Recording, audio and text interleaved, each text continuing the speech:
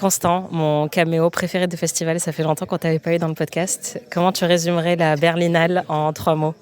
Bon, on est au milieu du festival, mais je dirais à ce jour glacial, mitigé et dodo.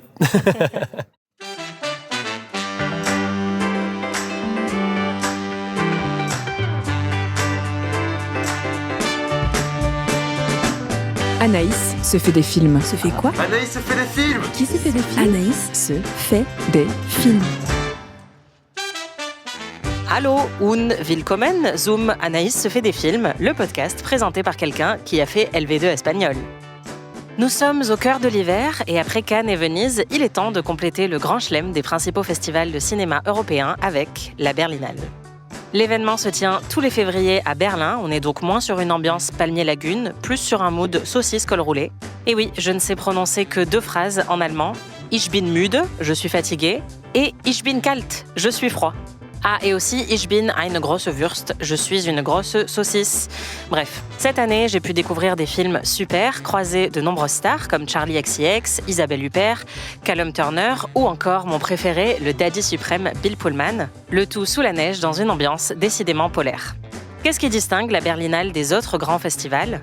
Quels sont les meilleurs films de cette édition?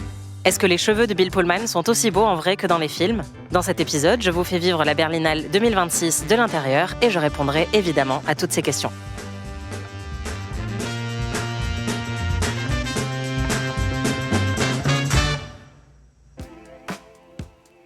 Si vous m'avez suivi à Cannes et à Venise, vous savez qu'un festival de cinéma, c'est très stressant, gros stress.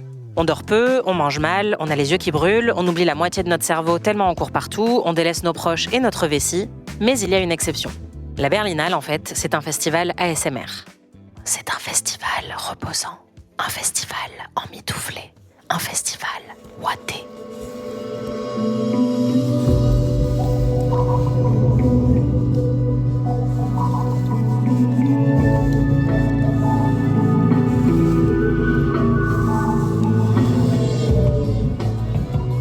La Berlinale se tient dans de nombreuses salles de cinéma disséminées un peu partout dans Berlin, mais le centre névralgique du festival se trouve à Potsdamer Platz, au centre de la ville. Sauf que, contrairement aux autres grands festivals, ce quartier, qui est un quartier d'affaires un peu moche avec des bureaux partout, continue de vivre normalement, à part peut-être 2 bouts de rue bloqués. Certes, on croise beaucoup de gens avec des accréditations, mais tout le monde circule et se mélange, notamment dans le centre commercial juste à côté. En gros, ce qui est génial, c'est que la Berlinale, c'est un grand festival, mais sans l'ébullition et le côté m'as-tu vu qu'on trouve à Cannes ou à Venise.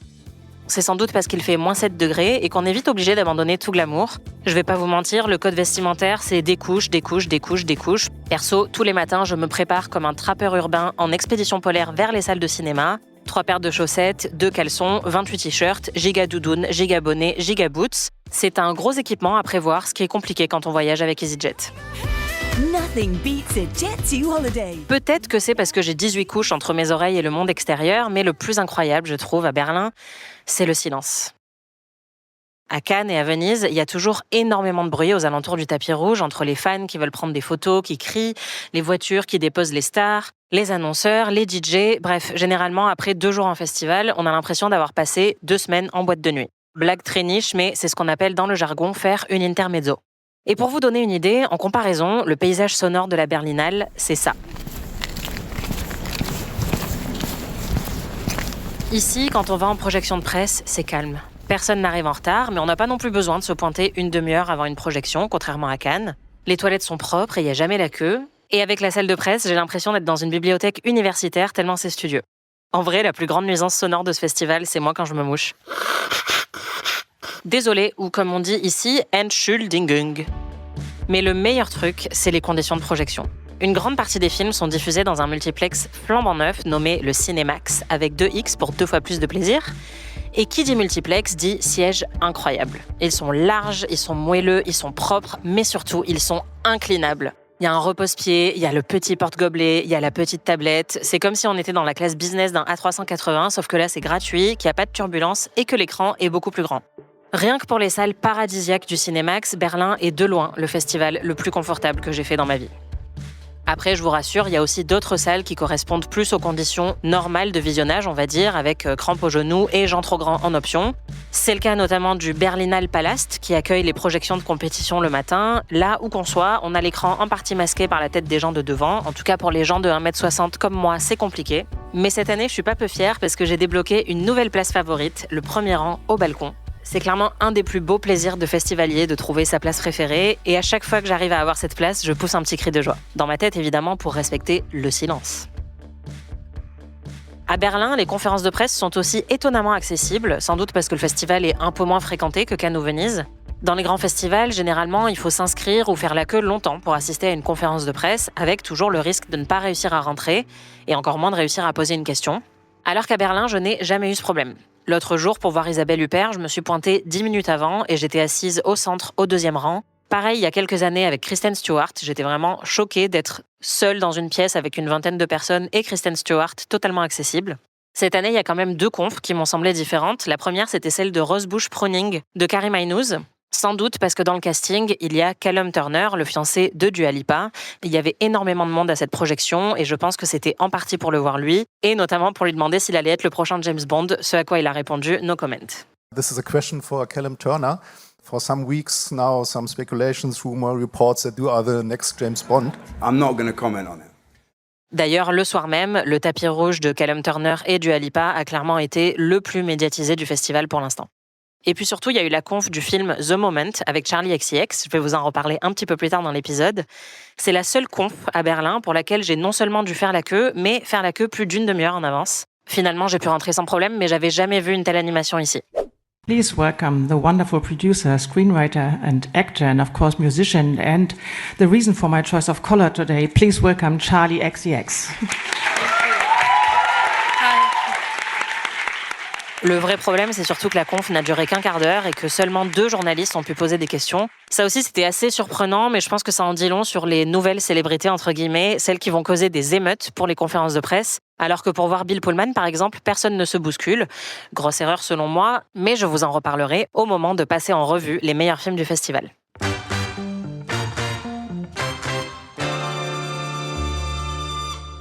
Bon, et sinon, qu'est-ce qu'on mange à la Berlinale ?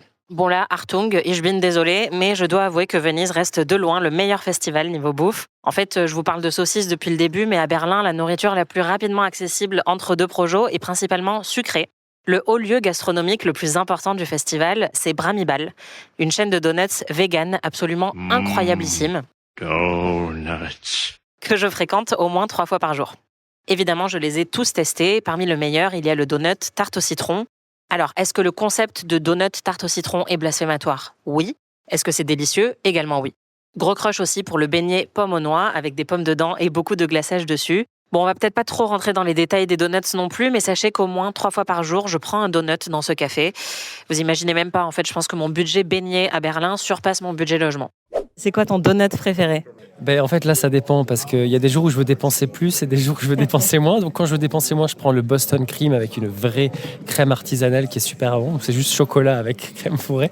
Et sinon, quand je veux mettre un peu plus d'argent, il y a je sais plus comment il s'appelle, c'est un nom allemand, mais avec un petit goût banane et des brownies dessus et de la crème à tomber. Et pour le dîner, sachez que les 3 derniers soirs, mon dîner a été constitué du même sachet de M&M's. Je pense que mes dents vont se mettre à tomber avant la remise du palmarès. Alors, ne me dites surtout pas que la critique ne sert à rien, parce que moi, rien qu'en couvrant la Berlinale, je vais permettre à mon dentiste de se payer une 3e résidence secondaire, et ça, c'est quand même bien sympa. I drink your milkshake. You got into Harvard Law? What, like it's hard? C'est pas possible. Il faut moi 8 000. I had a dream about this one. Ça fait comme des pizzas 4 chaussures. Si vous me regardez, qui je regarde moi ? Bon, on parle de neige, on parle de saucisses, mais peut-être qu'on peut parler de cinéma aussi.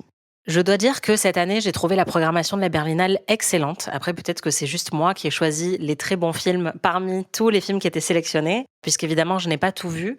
Mais il y en a très peu que j'ai trouvé mauvais. Même les films que j'ai pas du tout aimés, et il y en a, je peux pas dire que c'est des mauvais films. C'est juste des films auxquels moi, je n'ai pas du tout été réceptive. Et je me suis très peu ennuyée aussi, même avec la fatigue inhérente à tout festival. Je dois dire que j'ai passé un très bon moment. Ok, c'est peut-être les sièges du Cinémax qui m'ont facilité la tâche, mais je suis vraiment impressionnée par la qualité de la sélection et en tout cas par la qualité des films que moi j'ai eu l'occasion de voir pendant ce festival. J'ai vu 19 films en 5 jours. Je ne peux pas vous parler de tous les films que j'ai vus. Honnêtement, je pense que ce serait un petit peu chiant. Mais il y en a quelques-uns sur lesquels je voulais quand même un petit peu faire la lumière. Soit parce qu'ils étaient très attendus, soit parce que moi, ils m'ont particulièrement marqué. Un des premiers films que j'ai vu, c'était Good Luck, Have Fun, Don't Die, le nouveau film de Gore Verbinski, qui a fait entre autres Pirates des Caraïbes, la version américaine de The Ring, ou encore récemment A Cure for Life, qui était plutôt un film d'horreur. Pour vous faire le pitch très rapidement, Good Luck, Have Fun, Don't Die, ça démarre avec Sam Rockwell, qui débarque dans un diner américain et qui annonce à tout le monde qu'il vient du futur, que dans le futur, l'intelligence artificielle va tout détruire et qu'il cherche à recruter une équipe pour, avec lui, partir en mission et stopper l'enfant qui va inventer ce logiciel d'intelligence artificielle qui met en danger toute l'humanité. Et donc, il va recruter une équipe assez mal assortie, évidemment, sinon ce serait pas drôle, pour essayer de mener à bien cette mission pendant une nuit. Il y a des flashbacks qui nous permettent d'en savoir plus sur tous ces personnages. C'est plutôt bien construit, c'est très divertissant. There's some shit that's about to come down that I can't prepare you for. It's gonna try to give you everything you ever wanted. But in the end, it will all be a lie. Are any of you even listening to me? C'est un film qui parle des dangers de l'intelligence artificielle, un sujet qui m'anime beaucoup, et c'est un film très très fun. Le genre de film qu'on s'attend pas forcément à voir dans un festival de cinéma prestigieux. Désolé, c'est pas une insulte, mais on va dire que c'est vraiment un film popcorn. C'est très très fun, il y a énormément de rebondissements, c'est un film de science-fiction et d'action. Tout le casting est super, notamment Hailey Lou Richardson qui était dans The White Lotus, qui est géniale dans le film. Enfin, moi, j'adore la voir dans tout ce qu'elle fait. Et Sam Rockwell, qui est évidemment génialissime. C'est vraiment drôle. J'avais le sourire pendant tout le film. C'est franchement assez perché. Il y a même eu des moments où ça partait tellement loin dans l'absurde et le ridicule que je me suis demandé s'il allait pas y avoir un twist, genre ce film a été réalisé et écrit par une IA.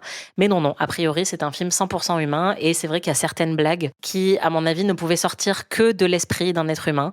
Bref, je me suis beaucoup amusée et c'était une super manière de démarrer le festival avec un film comme ça très divertissant qui, à mon avis, aura beaucoup d'effet si vous allez le voir en salle avec des amis ou avec des proches.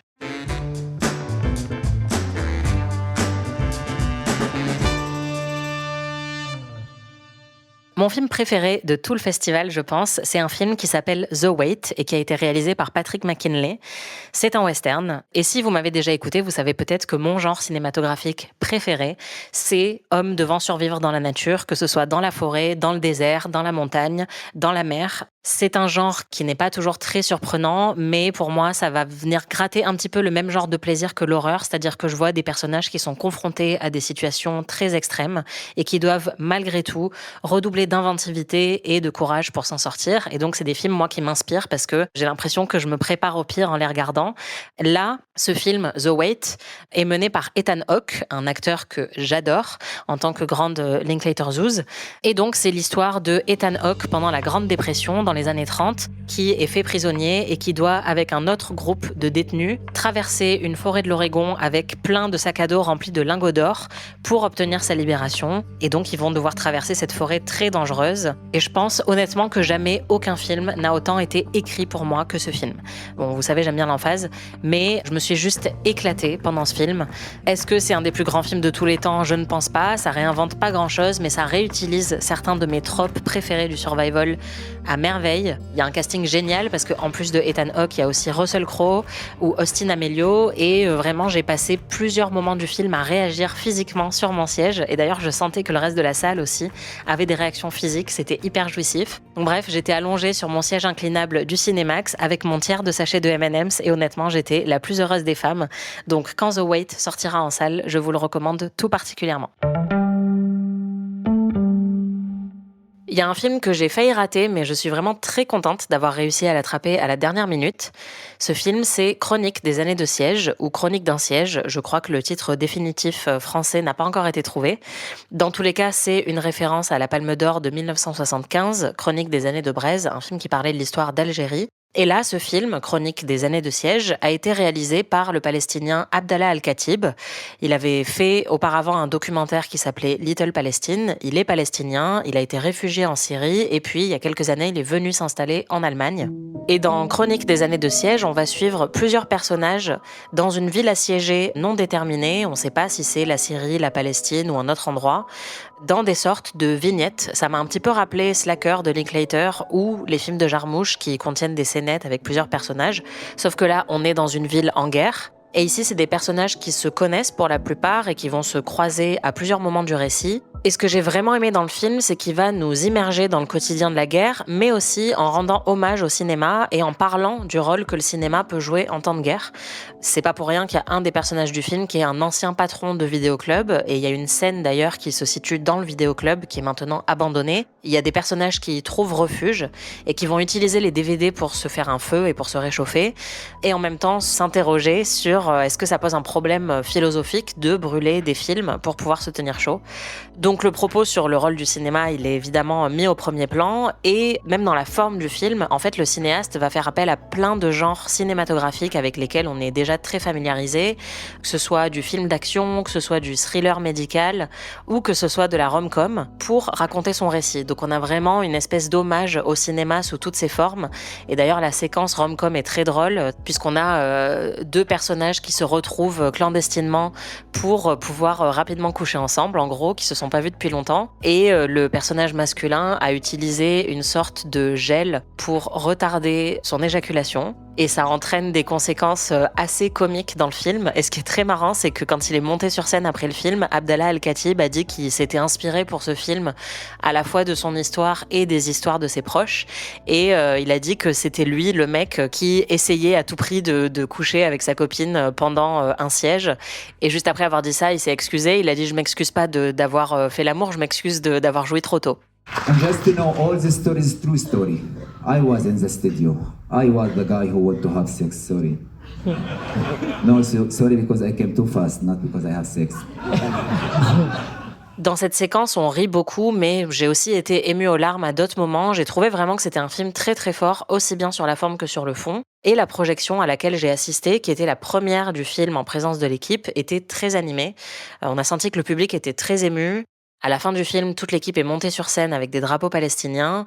L'actrice palestinienne Yam Abbas, d'ailleurs, était dans la salle. Elle était à Berlin pour présenter un autre film dans lequel elle joue à voix basse, mais elle a tenu à venir à cette projection pour soutenir le film. And Yam Abbas is with us tonight, so we'd like to welcome her.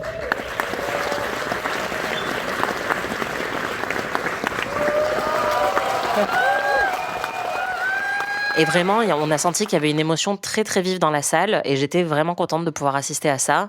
Et puis, comme je vous l'ai dit, Abdallah Al-Khatib, qui est monté sur scène pour tenir un Q&A, a beaucoup de personnalité. Il avait pas sa langue dans sa poche, il était très très drôle. Et d'ailleurs, il a démarré en taclant Wim Wenders, qui est président du jury cette année, qui a suscité une polémique au tout début du festival, puisque pendant la conférence de presse du jury, on lui a demandé de s'exprimer sur l'absence de soutien officiel de la Berlinale envers la Palestine, puisque l'année dernière, c'est quelque chose qui avait déjà été décrié. Et quand on lui a demandé de s'exprimer sur la Palestine, Wim Wenders a répondu « Nous devons rester en dehors de la politique », ce qui, évidemment, n'est pas super bien passé. Et Abdallah Al-Khatib, dès qu'il est monté sur scène après la projection du film, il a dit « Si vous voulez parler de cinéma, vous pouvez aller voir Wim Wenders et le jury de la compétition, mais moi, ici, je vais parler de politique ». Et là, évidemment, tout le monde a applaudi, c'était assez marrant, et c'est vrai que c'était chouette dans un festival que j'ai trouvé assez dépolitisé cette année. C'était assez chouette d'assister à une projection, pour le coup, aussi animée et aussi engagée. Il y a des films sur lesquels on a des coups de cœur un peu immédiats, et puis il y en a d'autres qui doivent faire un petit peu de chemin avant qu'on décide si on les a vraiment aimés ou pas. Et ce film, pour moi, cette semaine, ça a été Everybody Digs Bill Evans de Grant Gee et Mark O'Halloran. Sur le coup, j'étais pas sûre de passer un super moment, et en fait, depuis, j'y repense tout le temps. C'est un film qui parle du pianiste de jazz Bill Evans, mais c'est pas vraiment un film jazzy, et c'est pas tant que ça un film qui parle de musique. C'est plutôt un film qui parle d'addiction, puisque Bill Evans était héroïnomane, et le film démarre juste après la mort de son partenaire de scène qui va énormément l'affecter, et donc on va le voir à ce moment-là sombrer de plus en plus dans une addiction qui était déjà bien installée à cette époque, mais qui devient vraiment de plus en plus sombre et de plus en plus incontrôlable. Bill Evans est joué par Anders Danielsen Lie, que vous connaissez déjà des films de Joachim Trier. Et donc c'est un film très sombre thématiquement et littéralement, puisqu'il est tourné en noir et blanc. Ce qui est intéressant, c'est qu'un des acteurs du film, pendant la conférence de presse à Berlin, a dit que l'addiction n'était pas très cinégénique, parce que c'est vrai qu'un addict va être enfermé dans des schémas compulsifs dont il n'arrive pas à se sortir, ou en tout cas pas immédiatement, et dans la fiction, le mouvement en avant, la progression narrative, c'est extrêmement important. Donc, le côté répétitif de l'addiction peut être assez difficile à raconter au cinéma, sans que ça devienne trop rébarbatif ou trop plombant. Moi d'ailleurs, j'ai vraiment du mal à voir des histoires d'addiction au cinéma pour cette raison, je les trouve souvent trop dures, trop frustrantes et parfois trop sensationnalistes. Et en voyant ce film, je me disais, c'est une expérience intéressante, mais je ne pense pas que je le reverrai. Et en fait, plus le temps passe, plus je pense à ce film, et plus je me rends compte que c'est peut-être mon préféré de la compétition. Everybody Digs Bill Evans, c'est un film qui a une structure assez intéressante, un peu éclaté entre différentes périodes de la vie de Bill Evans et qui va révéler lentement mais sûrement l'émotion autour de ses personnages. Il y a de très très belles performances, mais celles qui m'ont le plus touchée, c'est celle de Bill Pullman et Laurie Metcalf qui jouent les parents de Bill Evans, chez qui il va se réfugier pour essayer de se désintoxiquer.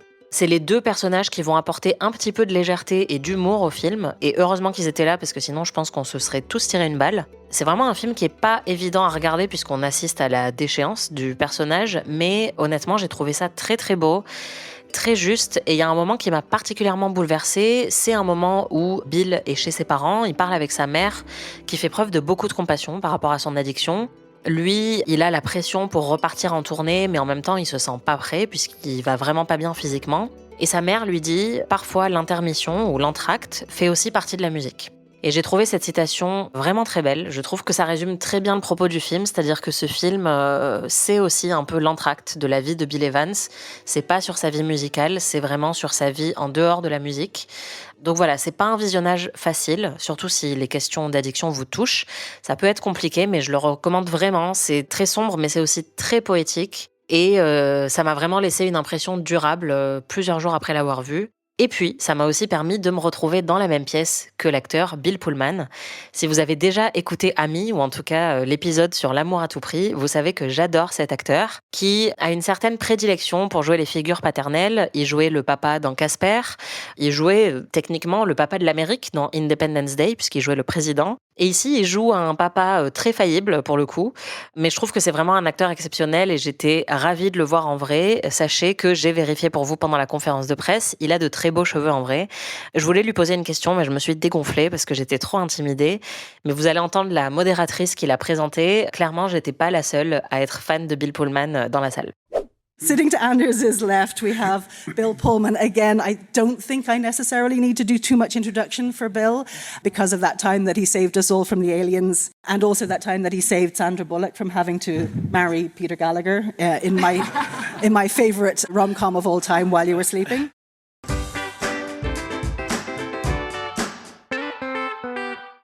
Globalement, j'ai beaucoup pleuré pendant ce festival. Peut-être que je suis juste très fatiguée ou que c'est la neige qui me rend émotive. Mais j'ai trouvé qu'il y avait beaucoup de très beaux films qui arrivaient à jouer sur une émotion assez sensible et pas trop poussée. Et il y en a un autre dans cette catégorie, c'est Mouse, un film indé américain de Kelly O'Sullivan et Alex Thompson. C'est un récit initiatique, ça parle d'une ado de 17 ans qui perd brutalement sa meilleure amie. Et on va suivre après ça sa reconstruction, notamment à travers sa relation avec la mère de sa meilleure amie, mais aussi à travers sa relation avec sa propre mère et puis à travers sa découverte de l'amour avec une autre fille. Avant d'aller voir le film, il y a quelqu'un qui m'a dit c'est un peu une caricature du film indé américain, donc j'avoue que je redoutais un petit peu. Ces dernières années, j'ai l'impression d'avoir vu beaucoup d'exemples de ce genre qui étaient un petit peu sirupeux et un petit peu convenus. Et là, je dirais que c'est pas du tout le cas.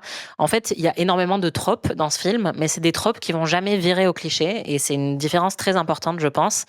C'est un film qui est joli, mais sans être cucu, qui a du sentiment, mais qui a aussi du mordant et de la cruauté. La musique a été composée par Hamilton Leithauser, qui est aussi le musicien du groupe The Walkmen, que j'adore. Et puis, ce qui m'a vraiment bouleversée, en fait, c'est pas forcément le personnage de l'adolescente, mais surtout celui des deux mères. Sophie Okonedo joue la mère de l'adolescente qui est décédée. Elle est excellente. Mais celle qui m'a complètement terrassée, c'est Tara Malen, qui joue la mère de Minnie, l'héroïne du film, et qui est constamment rejetée par sa fille.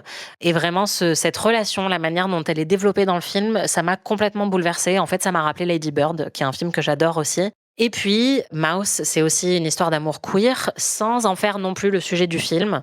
Mais en fait, c'est encore plus beau parce que c'est juste là. C'est adorable, c'est 2 actrices qui ont une très bonne alchimie. Il n'y a pas de question vraiment de coming out ou d'homophobie. C'est juste une découverte amoureuse adolescente. Et ça fait beaucoup de bien et j'ai beaucoup chialé devant ce film. Un autre film que j'ai beaucoup aimé, c'est À voix basse de Leila Bouzid. Le film parle d'une jeune Parisienne, Lilia, qui rentre en Tunisie suite au décès de son oncle, qui était gay. Et elle-même est lesbienne, mais sa famille ne le sait pas. Et forcément, assister à l'enterrement de son oncle va réveiller beaucoup d'émotions chez elle. Et ce que j'ai aimé, c'est que c'est un film qui évite vraiment très soigneusement les clichés un petit peu attendus du récit sur l'homophobie dans le monde arabe. En fait, la famille de Lilia est assez progressiste, elle est tolérante, ce qui ne les empêche évidemment pas d'avoir des conflits ou des non-dits. En fait, c'est pas un film sur le monde arabe, c'est pas un film à message, c'est juste un film très très fin dans lequel les conflits sont surtout internes et où les enjeux vont vraiment être subtils, ça va se jouer dans les regards, le choix des mots. Yam Abbas joue la mère de Lilia et je pense qu'on est tous d'accord, on aimerait que Yam Abbas soit notre mère, donc ça fonctionne hyper bien. Et puis la jeune actrice qui joue Lilia, Eya Boutera, c'est vraiment une révélation, elle est géniale, j'ai hâte de la revoir ailleurs. J'ai vraiment été très émue par le film, par sa finesse justement, la finesse de son écriture, la solidarité entre toutes les générations de femmes à l'écran, la nuance de leurs relations, l'acceptation et la communication qui se fait par petits à-coups très progressifs. C'est vraiment très très bien mené, c'est clairement un film féministe. Il y a quand même Salma Bakar qui joue dans le film et qui n'est pas du tout actrice à la base. C'est une réalisatrice pionnière tunisienne qui a aussi été députée et donc qui est une figure très très très importante de la culture tunisienne. Et là, elle va jouer la grand-mère de Lilia. La conférence de presse du film était vraiment bien parce que c'était plein de femmes très éloquentes, très engagées, qui étaient passionnantes à entendre. Et j'ai eu la chance de parler à Leila Bouzid, la réalisatrice du film. On a parlé de la criminalisation de l'homosexualité en Tunisie, puisque c'est un des sujets du film, mais aussi de ses choix de réalisation et de la difficulté ou non à produire le film. Je vous laisse écouter ça. Bonjour, bravo pour le film qui a été projeté hier à la Berlinale. Est-ce que vous pouvez me raconter quel a été le point de départ qui vous a donné envie de raconter cette histoire ? Alors le point de départ, c'est l'envie très forte de filmer cette maison où j'ai tourné. C'est la maison de ma grand-mère maternelle dans laquelle j'ai passé la plupart de mes étés durant mon enfance. Et c'est une maison qui, au décès de ma grand-mère, est amenée à être vendue et risque d'être détruite parce que dans ce quartier-là, qui est le centre-ville de Sousse, toutes les maisons sont remplacées par des immeubles. C'est aussi que cette maison est particulièrement cinématographique, je trouve. Elle a des profondeurs, elle propose une lumière en clair-obscur, elle a une atmosphère très forte.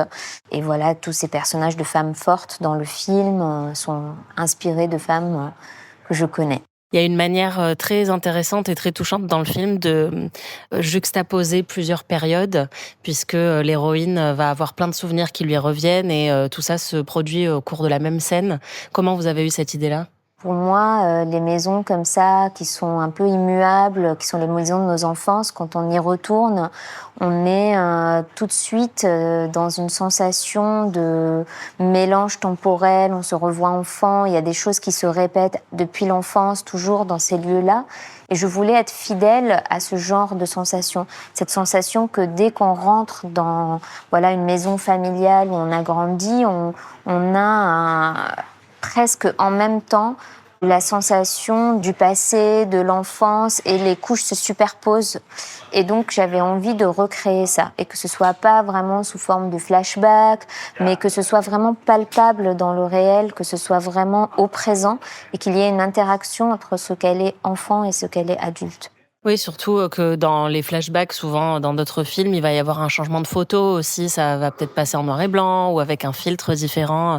Et là, c'est pas du tout ça, c'est beaucoup plus subtil. En fait, il faut être attentif parce qu'on comprend pas immédiatement que c'est ça qui est en train de se produire et puis après ça devient un motif, donc on le saisit un peu mieux, mais oui, c'est beaucoup plus fin en fait. Oui, c'est vraiment travailler dans le même plan et souvent sans coupe.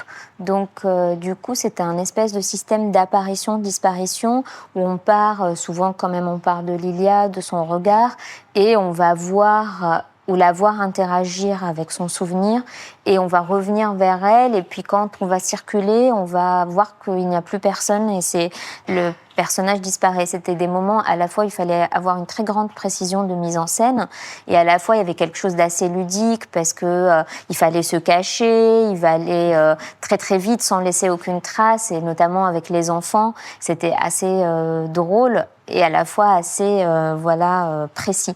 C'est très réussi techniquement en tout cas, donc bravo. Le film parle aussi de la criminalisation de l'homosexualité en Tunisie. Est-ce que vous pouvez m'en dire un petit peu plus sur la situation à l'heure actuelle en Tunisie et pourquoi vous voulez traiter de ce sujet-là dans le film ? C'est une loi qui s'appelle la loi 230, qui criminalise de 3 ans de prison ferme, donc les personnes qui ont un rapport sexuel et qui sont du même sexe. C'est une loi qui a été faite par les Français en 1913, lors de la période de protectorat, dans un panel beaucoup plus large de lois morales, où il y a aussi les adultères, etc. Et cette loi n'a pas bougé et a été vraiment de plus en plus focalisée sur l'homosexualité, et notamment l'homosexualité masculine, parce que malheureusement, la police fait ce qu'on appelle un test anal, soi-disant pour prouver de manière irréfutable l'homosexualité, et ce test anal est décrié par de nombreuses ONG, considéré comme de la torture. Je pense que c'est le cas. Donc il y a eu, depuis la Révolution, il y a eu des associations qui se sont créées pour défendre les causes LGBT, mais malheureusement, ces associations-là, actuellement, souffrent énormément et il n'en reste plus qu'une. En fonction des gouvernances, cette loi peut être particulièrement instrumentalisée, ce qui est le cas actuellement. Donc, comme on voit dans le film, parfois cette loi est utilisée un peu de manière fortuite, c'est-à-dire qu'on ne va pas chercher les gens, mais quand les gens viennent et qu'on se rend compte qu'ils ont ce type de relation, on va les poursuivre. Mais là, ces derniers temps, c'est beaucoup plus grave parce que là, il y a vraiment des rafles. Il y a eu une rafle à Sousse il y a 3 mois, contre la communauté LGBT, essentiellement gay masculin, parce que pour les femmes, entre guillemets, c'est plus difficile à prouver, donc il faut que quelqu'un porte plainte ou qu'elle soit, qu'il y ait une délation ou qu'il y ait un flagrant délit, ce qui est normalement plus complexe. Et qu'elles sont aussi méprisées parce qu'il y a quelque chose, finalement, qui est problématique dans l'esprit des autorités, dans le rapport entre hommes. Oui, il y a cette phrase d'ailleurs qui fait un peu grincer des dents, où justement l'avocat dit l'homosexualité féminine n'est pas prise au sérieux ici, donc tant mieux pour vous, entre guillemets, ça va vous protéger. Et vous avez choisi d'avoir un personnage principal féminin. Pourquoi justement avoir décidé de raconter cette histoire au féminin Donc il y a cette loi, il y a quelque chose en Tunisie, il y a à la fois la loi, il y a à la fois un gros tabou autour de ça, et en même temps, comme partout, la société, les gens vivent quand même leur vie, et ils existent, et ils sont là, et c'est tout à fait normal, et donc on a quand même un combat à mener pour que les libertés individuelles de chacun soient respectées, que cette loi soit aussi un jour abrogée ou supprimée. Mais c'est vrai que, à l'image de ce que dit le personnage de l'avocat, l'homosexualité féminine, dans un territoire arabe, dans un film arabe, ça n'existe pas. C'est-à-dire que l'homosexualité masculine existe un peu, pas de manière directe, mais il peut y avoir des personnages secondaires, ça peut être abordé, et ça a été abordé déjà. Mais féminine, ça n'existe pas. Donc moi, je voulais en fait redonner une existence, une légitimité, un corps à ces femmes, à cet amour entre elles, et un peu glisser de cet interdit, de ce tabou, de cet énorme non-dit, vers quelque chose qui est beau, qui est juste l'évidence d'un amour qui est simple et qui ne fait de mal à personne. Alors je me souviens quand Un portrait de la jeune fille en feu a été présenté à Cannes, on avait l'impression d'assister à une petite révolution. Et là, en à peine 1 an, on a vu La petite dernière, Love Me Tender, Des preuves d'amour, et maintenant votre film. Est-ce que vous avez l'impression qu'il se passe quelque chose ? Est-ce qu'il y a une sorte de plafond de verre des récits sur les lesbiennes qui s'est enfin brisé pour qu'il y ait autant de films qui soient enfin produits sur le sujet ? Oui, je trouve ça assez incroyable, d'autant plus que je pense que les films se sont vraiment financés et tournés à peu près en même temps. Et je pense que du coup, peut-être qu'il y a eu aussi parfois des financeurs qui n'ont pas voulu financer, enfin qui en ont financé un mais pas l'autre, etc. Et moi, je trouve ça hyper beau qu'il y ait toutes ces histoires et toute cette diversité d'histoires qui sont très différentes, Je ne saurais pas l'expliquer sociologiquement. Il y a peut-être quelque chose avec aussi plus de réalisatrices femmes quand même si c'est toujours pas assez. Mais voilà, peut-être qu'il y a une libération aussi du récit de la femme. Peut-être que ça peut s'expliquer aussi par... un brisage de tabous, de plafond de verre, quelque chose où on assume. C'est vrai qu'il y a aussi des écrivaines, parce que dans 2 de ces 4 films, il y a des récits qui étaient des romans au départ. Et donc la figure de Fatima Das ou Constance Debré, c'est aussi des plumes puissantes qui donnent envie aussi d'être adaptées. Donc il y a peut-être, une ouverture comme ça de quelque chose... Et peut-être que le succès de Jeune fille en feu et de... Bon, c'est pas réalisé par une femme, mais il y a eu quand même aussi La vie d'Adèle qui est un succès, qui sont des films qui ont peut-être montré aussi que ça intéresse, peut-être. Bah oui, j'espère. Vous avez eu des difficultés à le financer, à le produire, ce film, ou au contraire, il s'est fait plutôt facilement? Alors, on n'a pas eu d'argent de financement tunisien, ni de pays arabes. Ensuite, ça a été, mais il y a eu quelques difficultés. Mais c'était plutôt lié à des financements que normalement j'aurais dû ou pu avoir pour un film tourné en Tunisie. Donc là, c'est vraiment le sujet qui posait problème plus côté tunisien, quoi. Oui. Et il y a des chances que le film ne sorte pas en Tunisie ? Alors, j'ai la chance d'avoir un distributeur qui est très courageux et qui a très envie de le sortir. Aussi, un panel d'actrices qui a envie de le défendre. Salma Bakar, qui joue la grand-mère, c'est une réalisatrice, elle n'est pas du tout actrice, elle est vétérante, elle a été députée, elle a envie de défendre la tolérance, les libertés individuelles, elle dit qu'il faut arrêter avec l'hypocrisie dans nos sociétés, donc c'est une grande alliée pour une sortie tunisienne, les autres figures de femmes qui sont dans le film aussi, donc on aimerait bien le sortir, ce qui serait...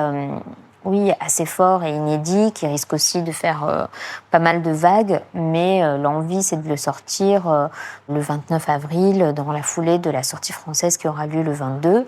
Donc pour l'instant, on avance avec ce projet-là et on verra ce que l'avenir nous réserve. Il y a quelque chose qui m'a interpellée dans la conférence de presse. Vous avez dit que, à la lecture du scénario, on vous a fait une remarque, on vous a dit que vos personnages féminins étaient trop modernes.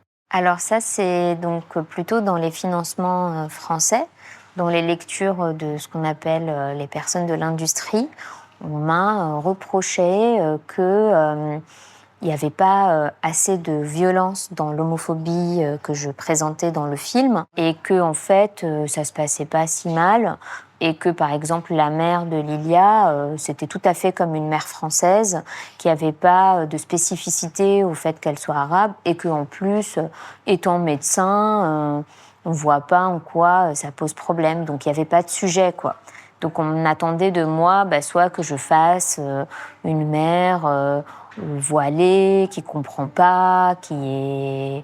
C'est un peu une vision occidentale de ce que devraient être les femmes en Tunisie et donc de ce que aussi doit être l'homophobie et d'avoir une homophobie beaucoup plus violente et intolérante et destructrice. Là où je pense que mon film il est dans une justesse plus forte parce que voilà, il y a une famille, la famille c'est compliqué, on est des sociétés aussi qui sont très très familles, qui sont beaucoup moins individualistes que les familles occidentales et donc on fait famille, on s'aime, on se débrouille, on sait qui sont les gens mais on le dit pas, donc c'est comme ça et il y a une acceptation quand même, mais il y a une homophobie intégrée. Et ce qui m'intéressait aussi beaucoup, c'est la manière dont Lilia a interprété un tabou, a interprété un secret de famille et elle s'est débrouillée avec ça et elle réalise durant le film qu'elle s'est trompée en fait. Moi, c'est vraiment ce qui m'a le plus touchée dans le film. En fait, c'est justement le fait que les rapports dans cette famille sont assez doux et qu'il y a certains malaises, il y a des non-dits, mais que progressivement, en fait, on arrive à une acceptation un petit peu partout. Enfin, moi, j'ai trouvé ça bouleversant de voir cette mère qui, justement, n'est pas vraiment homophobe, mais ça l'empêche pas d'avoir des questionnements ou parfois des remarques qui peuvent être un peu blessantes envers sa fille, mais assez vite, il y a quelque chose qui va se résoudre aussi entre elles. Enfin, moi, j'ai trouvé ça vraiment très beau, cette scène sur le banc qu'elle partage, ou même au commissariat, quand elle lui dit « pense à Alice, ta petite amie ». Moi, je trouve que c'est ça le plus bel aspect du film, en fait. C'est cette relation mère-fille qui n'est pas du tout empreinte de violence, au contraire. Ce qui ne veut pas dire qu'il y a justement pas de conflit. Enfin, je trouve que c'est ça que vous faites très bien, c'est qu'il y a du conflit sans aller dans le cliché de la violence homophobe, du rejet. Ça peut être bien plus subtil et doux que ça, le conflit. Oui, c'est ça, c'est qu'il y a une attente, en fait, parfois de récits un peu coup de poing, de choses un peu comme ça, surtout quand c'est des sujets un peu, tabous dans nos pays, donc on va s'attendre à un truc comme ça. Et en fait, c'est vrai que moi, ce que j'aime, c'est cette espèce de délicatesse, d'aller dans des choses qui sont très intérieures et qui sont mon cinéma aussi et qui m'intéressent. Vous savez, il y a Anne de Fourmontel qui a écrit Éloge de la douceur, mais voilà, les récits comme ça qui sont dans la douceur, en fait, ils peuvent aussi bouleverser. Et là, j'ai vu que le film a beaucoup bouleversé, fait pleurer, il y a eu beaucoup de larmes, alors qu'il n'est pas du tout mélo. Enfin, je veux dire, c'est pas tire-larmes du tout, mais c'est ça qui est bien. Enfin, moi, c'est ça qui m'émeut. Qui est chouette. Et c'est vrai que ça, sur scénario, bien sûr, il y a aussi des gens qui l'ont accompagné et qui ont aussi validé et été touchés par le scénario. Mais cette délicatesse-là peut un peu aussi ne pas intéresser. Moi, je trouve ça vraiment très bien que justement il y a un film comme ça qui existe et qui aille déjouer tous les clichés ou les enjeux narratifs très très convenus qu'on pourrait imaginer dans un récit pareil. Moi, c'est vraiment ça qui m'a saisie en fait en le voyant et qui m'a fait pleurer. Donc merci pour les petites larmes matinales. Merci.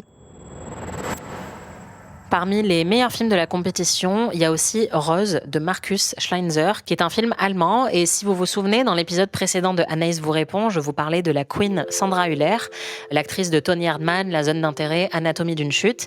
Eh bien, cette année, elle est encore là et elle est dans ce film allemand qui parle d'une femme qui se fait passer pour un homme au XVIIe siècle dans un petit village. Ça passe plutôt crème jusqu'au jour où un mec du coin lui propose d'épouser une de ses filles parce qu'il n'a plus de place chez lui. Elle accepte, et là, forcément, la supercherie se complique, puisqu'on s'attend à ce que son épouse tombe enceinte. J'ai été vraiment absorbée par le récit et par la performance de Sandra Hüller, qui est exceptionnelle. Et j'ai beaucoup aimé l'aspect queer du film, même s'il n'est pas sur la transidentité à proprement parler, puisqu'en fait, le personnage explique qu'elle n'a jamais vraiment eu envie d'être un homme, mais c'est juste qu'elle a réalisé qu'elle avait beaucoup plus de liberté en pantalon. Et d'ailleurs, le film l'illustre très bien, puisque le personnage de sa femme, elle, va être totalement victime de sa condition. Elle est vendue par son père à son mari, et il y a un moment même où Rose lui dit qu'elle ne s'appartient pas à elle-même. Donc c'est aussi un film qui a un propos féministe assez fort. C'est un film en noir et blanc, qui a une photographie hyper maîtrisée, qui peut aussi être un film grand public. Pour moi, c'est vraiment un des plus solides et des plus réussis de la compétition cette année. Pour quelque chose d'un petit peu plus fun, j'ai aussi vu un film avec Isabelle Huppert qui jouait une comtesse vampire, un film qui s'appelle Die Blutgräfin, la comtesse sanglante. Et honnêtement, c'est un petit peu trop long. Je dirais que c'est pas forcément le film du siècle, mais c'est un film très camp. Et ça, c'est un langage qui me parle tout particulièrement. Je dirais que ça se situe à mi-chemin entre les univers de Dario Argento et de Fassbinder, dont je vous parlais aussi dans mon épisode sur les meilleurs films allemands.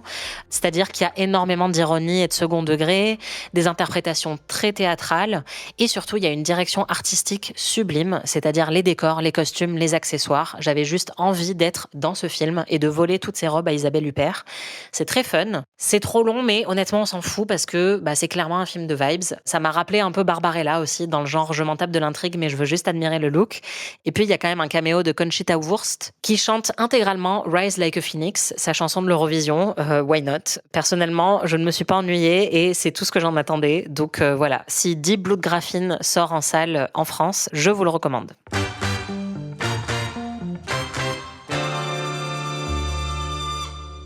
Et enfin, le film que j'attendais le plus de toute cette édition, honnêtement, et j'étais loin d'être la seule, c'était The Moment d'Eidan Zamiri.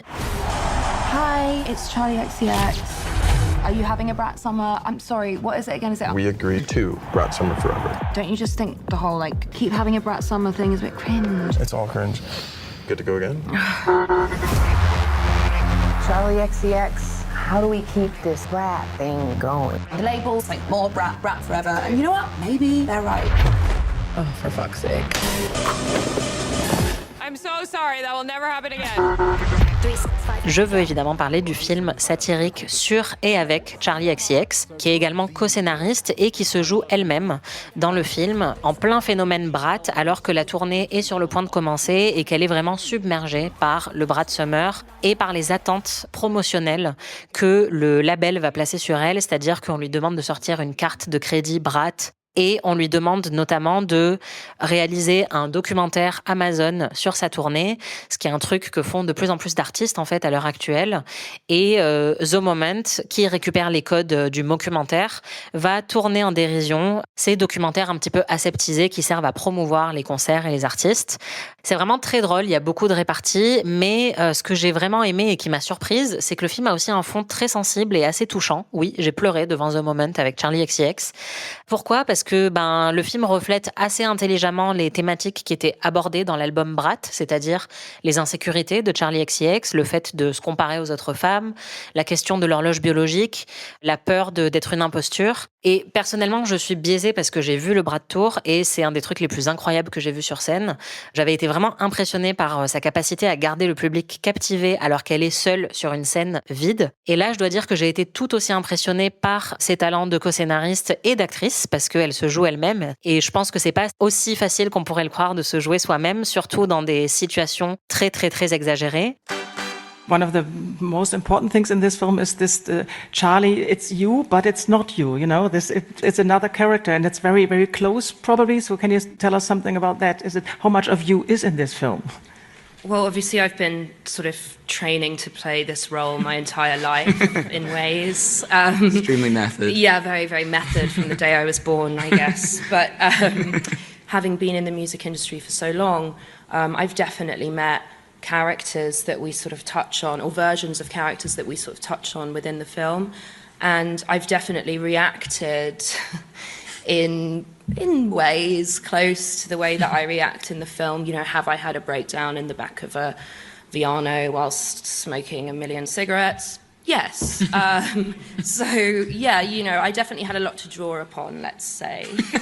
But I think I am nicer in real life. You are, yeah. Yes. Absolutely. Il y a aussi Kylie Jenner qui a une des meilleures scènes du film et qui est aussi très impressionnante honnêtement dans son jeu. Ariel Dombal a un caméo génial et puis il y a Alexander Skarsgård, le meilleur, qui prouve qu'il sait vraiment tout faire. Il joue le réalisateur du documentaire Amazon qui lui a des idées très conservatrices et donc qui va totalement aller à l'encontre de la vision de Charli XCX et essayer de la lisser et de la rendre plus plaisante pour la majorité. Vraiment, j'ai été très émue par le film, je l'ai trouvé très drôle, très divertissant, très fidèle à l'esprit et l'esthétique Brat, mais sans non plus essayer de faire de la posture ultra cool. Au contraire, c'est vraiment un film qui a du cœur. Et si vous connaissez déjà un petit peu Charli XCX, vous savez sans doute qu'elle est très cinéphile, elle est sur Letterboxd, elle parle souvent des films qu'elle regarde en tournée et honnêtement, elle a l'air d'avoir une culture ciné assez solide et de très bon goût. En tout cas, je partage beaucoup de ses goûts et ça se ressent vraiment dans le film. Je vous en ai parlé, la conférence de presse du film était aussi un des moments les plus attendus de loin. Les gens se sont mis à faire la queue 45 minutes avant. La journaliste était habillée en vert Brat. Juste avant de rentrer dans la salle, on nous a distribué des pins de petits ours, donc l'emblème de Berlin et de la Berlinale, mais des petits ours couleur Brat. Et je pense que ça illustre un peu trop bien la célébrité délirante que Charli XCX a connue après Brat et le fait que c'est difficilement gérable. C'est-à-dire que là, pendant la conférence de presse, les téléphones portables étaient levés en permanence. Enfin, je pense que ça doit être effectivement très très dur d'être confronté à ça et c'était assez marrant de voir l'illustration en temps réel de ce qu'elle raconte dans le film. For years, I was sort of known as a kind of pop artist who was sort of on the fringes with a very loyal, exclusively gay fan base. And exactly. And after my album Brat, I kind of got opened up to this entirely new, much larger audience, which I was so grateful and thankful for. With it came this feeling of kind of losing control of something that I had really been able to be in control of for so long, you know. I think when you release art into the world and it reaches a wide audience, and in my case this was the widest audience I'd ever reached, their opinions begin to be sort of put on the work begins to sort of morph and change in its meaning, and obviously that's just what comes with releasing art, period. C'était Anaïs se fait des films, spécial Berlinale. Merci beaucoup à vous de m'avoir écouté. Merci à Bramibal pour les délicieux donuts. Merci à Constance Jamet pour ses petits cours d'allemand en privé sur Instagram. C'est grâce à elle que je sais dire Ich bin müde. Si vous avez aimé cet épisode, n'hésitez pas à mettre 5 étoiles, des commentaires, des cœurs, des Ich liebe dich, tout ce que vous voulez. Si vous n'avez pas aimé cet épisode, je m'en fiche, laissez-moi me faire des films. Je vais aller me moucher et enlever mes 18 paires de chaussettes. Et puis on se retrouve très bientôt pour parler d'un petit film qui s'appelle Marty Supreme. Tchuss! Anaïs se fait des films est un podcast d'Anaïs Bordage, c'est moi. Produit par Slate Podcast. Production éditoriale, montage et réalisation Aurélie Rodriguez.